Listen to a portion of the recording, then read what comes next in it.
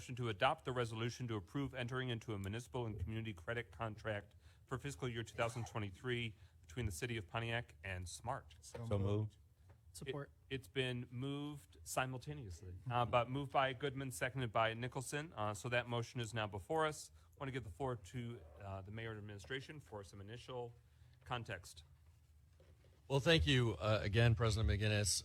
So there are a couple of local, and by local I mean at the city or township level, funding opportunities for local transportation, public transportation. I think everyone's familiar with SMART, and SMART obviously operates line service of buses throughout Oakland, Macomb, and Wayne counties.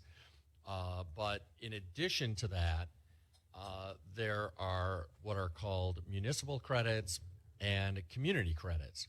Municipal credits are funded by the state of Michigan, and community credits are funded through SMART. And these credits can be utilized by local municipalities, cities or counties, to supplement the general SMART line service with very localized transportation. And the amounts of money are significant. This coming year, beginning July 1st, the city of Pontiac qualifies for a little over $57,000 in municipal credits and a little over $112,000 in community credits for a grand total of about $170,000 in combined municipal and community credits. This money has been available to the city for many, many years, but for reasons that aren't clear to me, in the past, the city has not utilized these dollars. So the city in past years has been leaving $150,000 plus on the table that could have been used for local public transit. This is something that I talked about over the past year. This is our opportunity to do this. The city itself probably is not positioned currently anyway to actually operate the buses themselves. So our proposal is that we approve this contract with SMART to access these community and municipal credits, and then we as a city go out with an RFP to solicit some entity or private company to submit proposals to utilize these dollars to operate some supplemental local shuttle service or bus service locally to supplement transit needs. But the first step in that is entering into a contract with SMART to make this roughly $170,000 available to the city. And then the city can go out and issue an RFP for a specific operator to utilize this. And obviously any potential operator's contract would have to come before City Council for approval. But we have a lot of transit needs that are not fully addressed and fully fulfilled through the SMART line service on major roads. We have people who need to get to grocery stores or doctor's appointments. We have a youth recreation program that's about to start up, and I'll talk more about that in my closing comments. And young people need transportation assistance to get to youth recreation locations. So there are an enormous amount of transportation needs in our community that are currently going unfilled, and this is a great opportunity to utilize $170,000 at no cost to the city, money that's been available for many, many years but has been left on the table. We can now utilize these funds and actually deliver enhanced transportation services to our residents. And with that, I'd love to invite Madonna Van Vossen from SMART to say a few words about the program and how it works. And I know I outlined the details. Correct me if I was mistaken in any regard. Feel free to add to that and talk about additional details. Thanks for being here, Ms. Van Vossen, on very short notice. So thanks so much for joining us. You're quite welcome.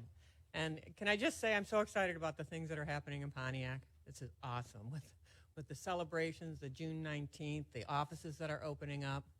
It's not related to SMART, but I'm really excited, and congratulations on what a great job you're all doing.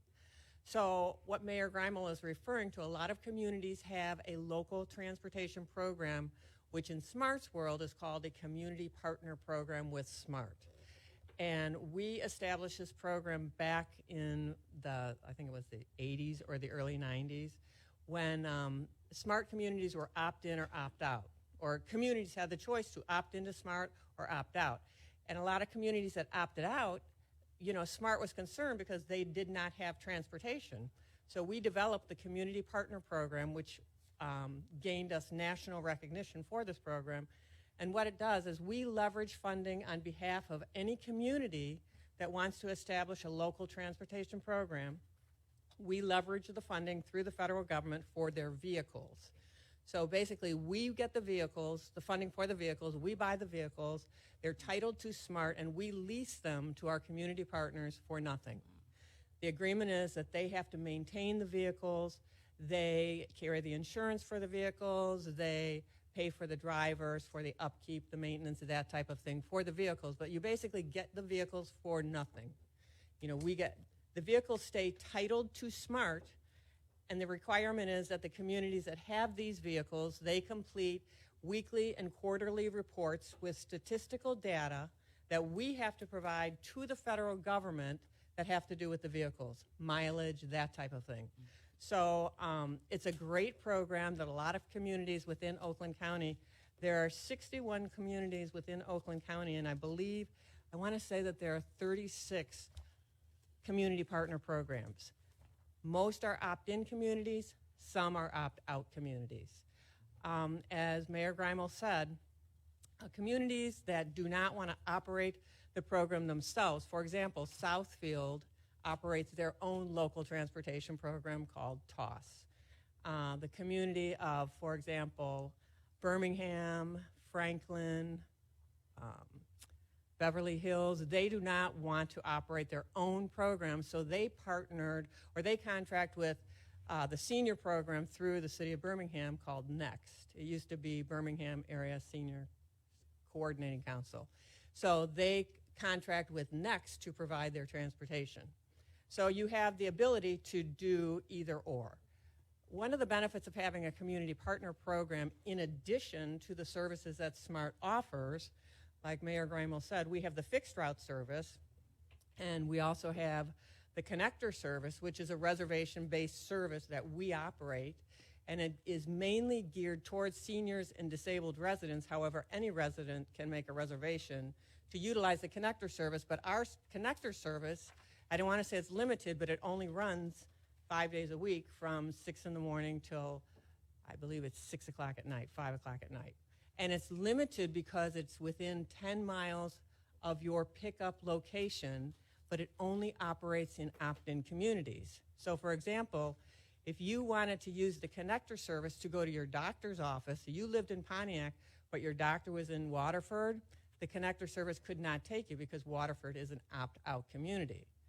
The local transportation programs, the benefit of them is SMART has no jurisdiction over how you operate your program or where you go.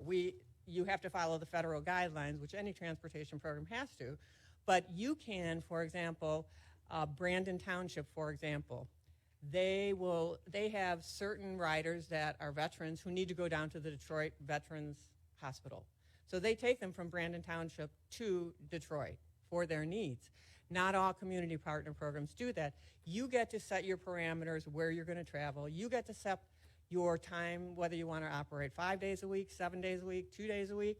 You also have the ability to, if you want, to determine who runs. SMART cannot provide a service that could be compared to a charter service or, for example, like a school service. We can't compete with that because of the public funding. So we can't narrow it down to exclude some people, if to provide school transportation. The community partners, however, can, if they so choose. For example, he talked about after-school programs. You could possibly provide transportation to the children to after-school programs. The bottom line is you get to set your parameters for how your program operates.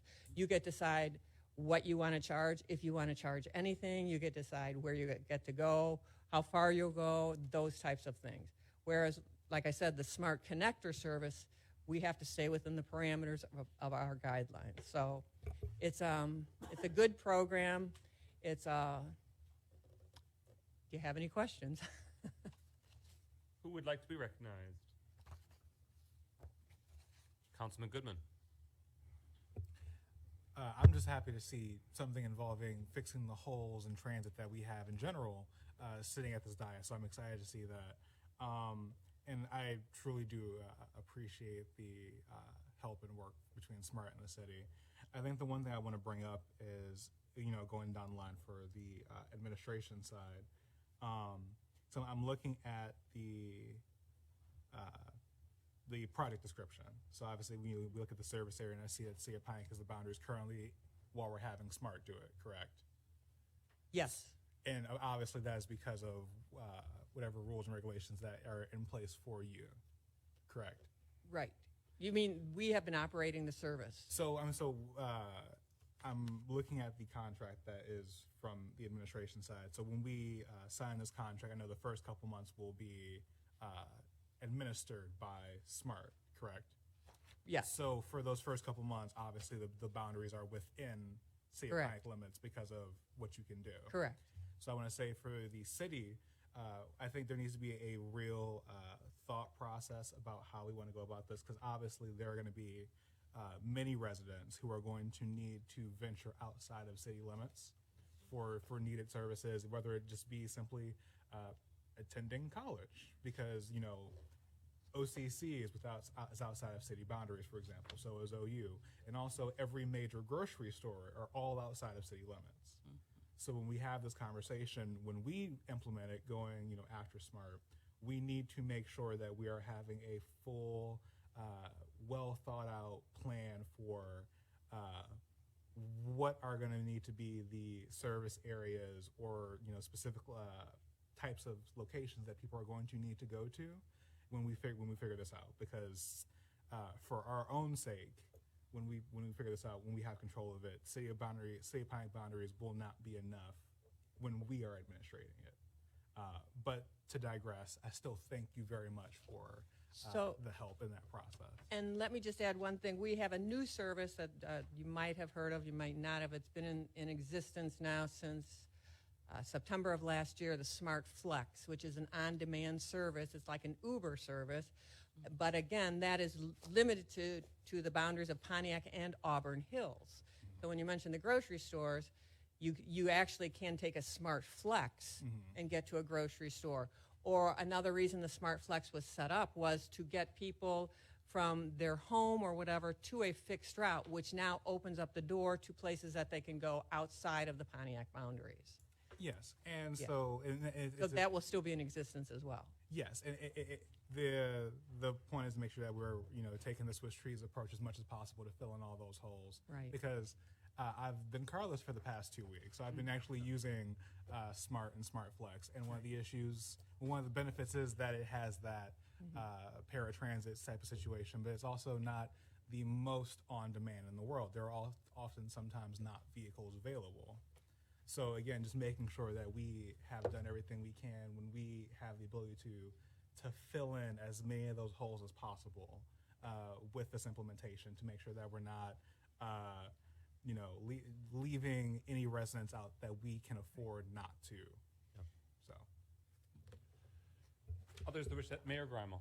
Yep, completely agree, Councilman Goodman. And, obviously, $170,000 is a substantial amount of money, and money we should be utilizing for transit and not leaving on the table. But it will not be able to fund everything we might wish to see. So we'll want to be mindful about our priorities.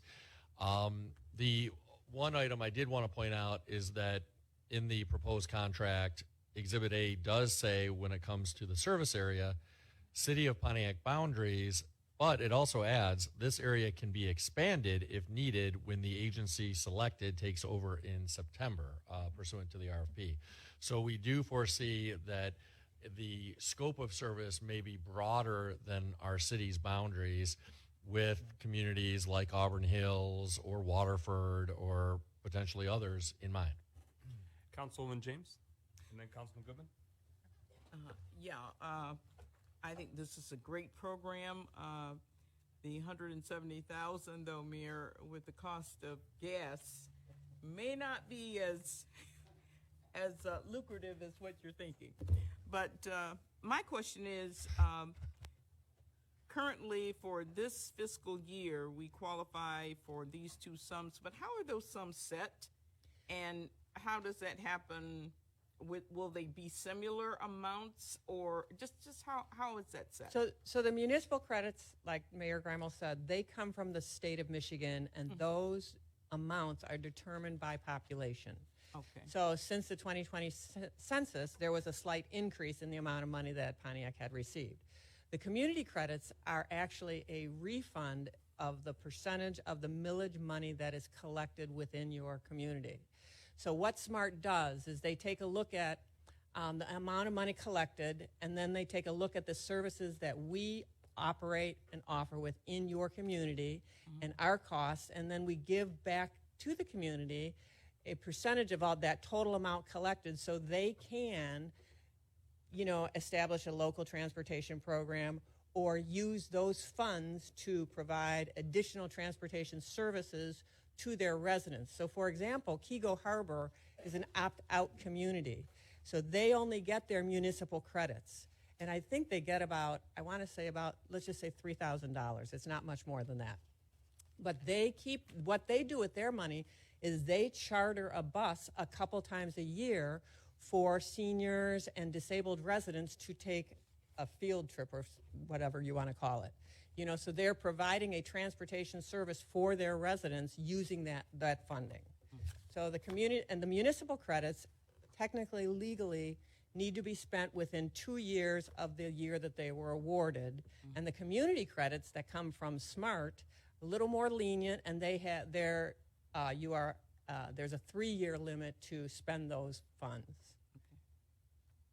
And I just want to also point out that SMART will absolutely work with the city to help. All of our resources can be made available to plan what your program looks like. We did put a program together when Mayor Waterman was in office back in 2016. I don't know if anybody remembers. We held 3 different summits and got all kinds of input, worked on this project for about 9 months. Had it all ready to present to the council, and it never was. To bring back or to reestablish a local transportation program. So this has been in the works since 2016. And I commend the council and the mayor for bringing it back because I get calls all the time. What can we do? What can we do? Thank you, Councilman Goodman. Just a quick clarifying question on something that you just said. When it comes to the communities that have the municipal credits, is that house communities such as like Waterford Fund, like WODA, for example? Waterford, yes, they turn their community or their municipal credits over to WODA, but they also pay an additional $150,000 to WODA to belong to the WODA system. Okay. There are the communities that make up WODA: Highland Township, White Lake, Walled Lake, and Waterford Township. Each pay, in addition to their municipal credits that they give to WODA, $150,000 minimum, and sometimes it's been more since they were first started. Yeah. Okay. Thank you so much for that. You're welcome. Others who wish to have the floor. All right, Mayor Greimel, obviously there's a good deal of to be determined baked into this cake, and request for proposal, I anticipate that would come before City Council or sort of the contract, the recommended recipient, the winning proposal, if you will, that will come before City Council. Share with us when we should next expect a bite at this apple, and should I amend the resolution? No, I'm not asking you. I'm just saying this is where I'm thinking, but let me know if I might not need to take that step, where we require by September 30th of this calendar year, where it's sort of communicated to us, presented to the City Council, so to communicate to the people what should be expected for the utilization of credits for this year. Yeah. But as I'm jotting that down, it's occurring to me, contract action will come to us, which would be an opportunity for us to flesh that out. So I just want to give you a chance to respond. Yeah, so let me acknowledge too. I totally agree with Councilwoman James's point, which is why I tried to moderate expectations when I heard Councilman Goodman talking about all the needs out there, and why I said, it's certainly nothing to shake a stick at, 170,000, and we definitely need to utilize it and not leave it on the table. But I do want to just emphasize that that money can only go so far, and we need to be mindful of priorities, as I said earlier. So I agree with that, and it's important that we have realistic expectations about how far that's going to go. But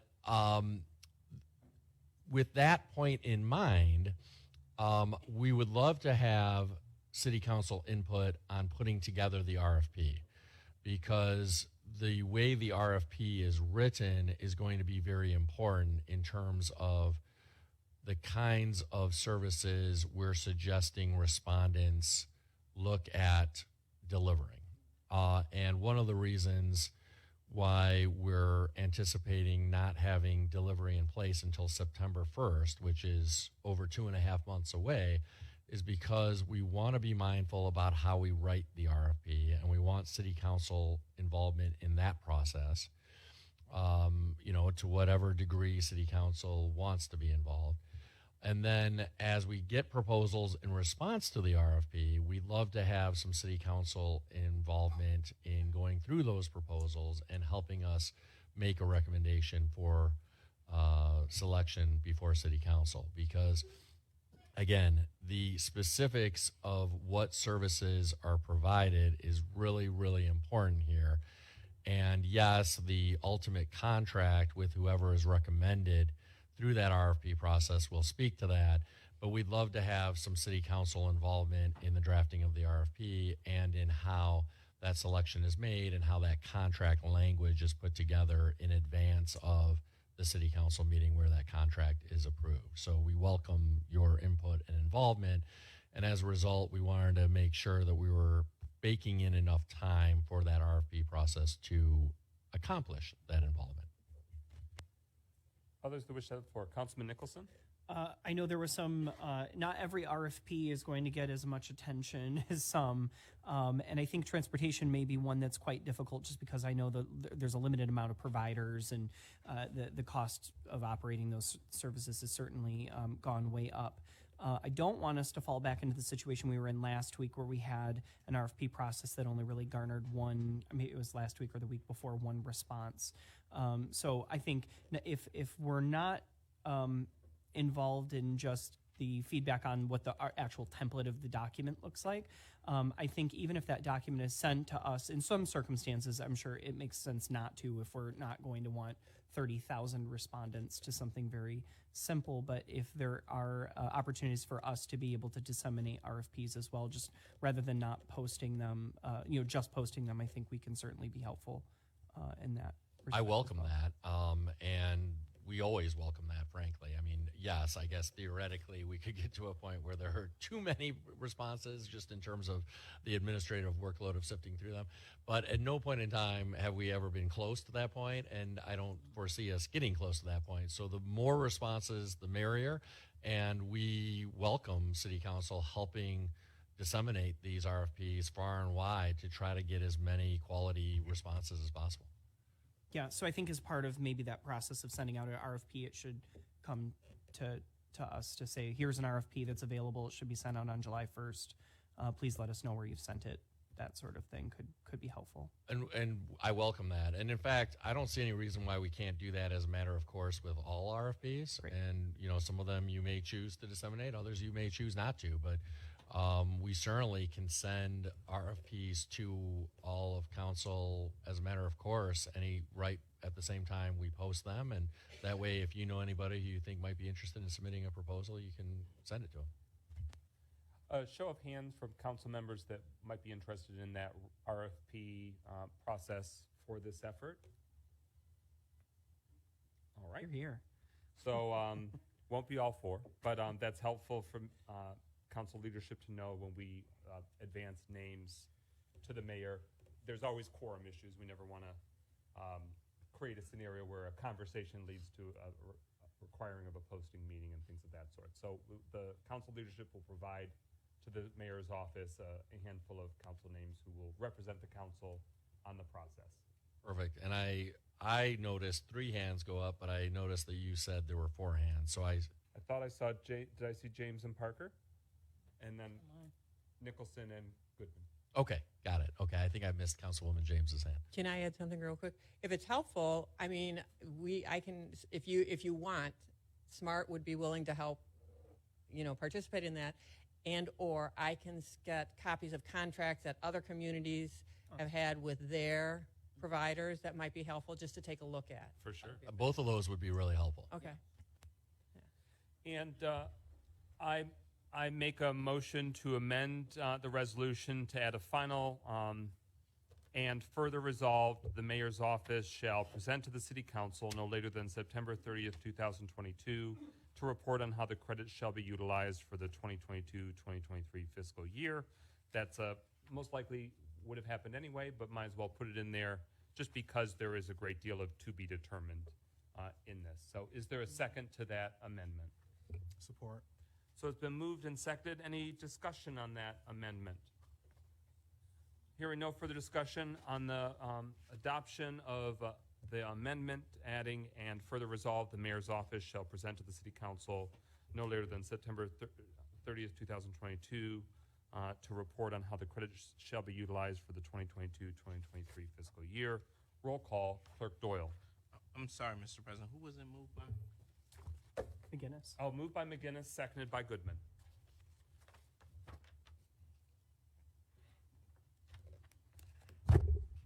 Goodman, Yes. James, Yes. McGinnis, Yes. Nicholson, Yes. Parker, Yes. Carrington. Yes. 6 yeas, no nays. That motion carries. So we're now at the main resolution as amended. Any further discussion? Any further amendments? Hearing no further discussion, we move on. Roll call. The adoption of the resolution to approve entering a municipal and community credit contract for the fiscal year between the city of Pontiac and SMART. Roll call. Clerk Doyle. Carrington, Yes. Goodman, Yes. James, Yes. McGinnis, Yes. Nicholson, Yes. Parker. Yes. 6 yeas, no nays. That motion carries. Thank you, and thank you very much, Ms. Van Fossen, for being here. I do have a closing question. Do the participating municipalities, they essentially enter into these new contracts annually, correct? Yes, it's an annual agreement. And and with regards to the funding, will it go up or down? The municipal credits will most likely not change until there's another census. The community credits, though, can have an increase. I think the increase from last year was a 3% increase. So there can be increases on those credits annually. It's not a given, but usually they are. Thank you very, very much. Thank you, everybody. Congratulations again. With that, we are now at communications. The Michigan Secretary of State driver's license restoration